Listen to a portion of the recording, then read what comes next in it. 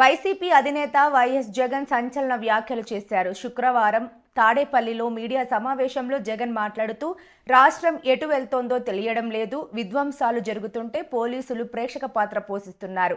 52 రోజులుగా రాష్ట్రంలో దాడులు, దౌర్జన్యాలు జరుగుతున్నాయి.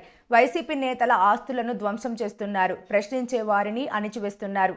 రాష్ట్రం ఆర్థికంగా ధ్వంసమయ్యిందని, బడ్జెట్ కూడా ప్రవేశపెట్టి పరిస్థితి కూడా లేదంటున్నారు అని అన్నారు. రాష్ట్రంలో ఈరోజు దాదాపుగా 52 రోజులు ఎన్నికల ఫలితాలు వచ్చాయి. 52 రోజులుగా రాష్ట్రంలో ఎలాంటి పరిస్థితులు ఉన్నాయి, రాష్ట్రంలో ఏం జరుగుతూ ఉంది ఒకసారి గమనిస్తే రాష్ట్రం పురోగతి వైపు పోతా ఉందా,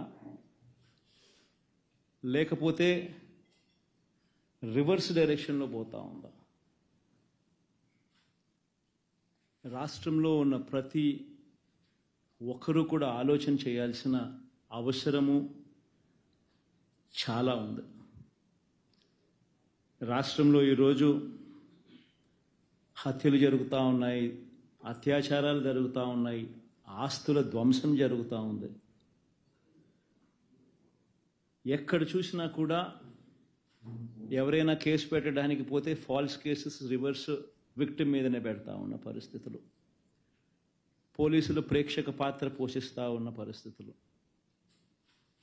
ప్రశ్నించడానికి ఏ స్వరం కూడా ఉండకూడదు, బయటికి అడుగు పెట్టకూడదు అన్న దృక్పథంతో ఈరోజు అణిచివేసే ధోరణితో ఈరోజు ప్రభుత్వం పరిపాలన కొనసాగిస్తూ ఉంది.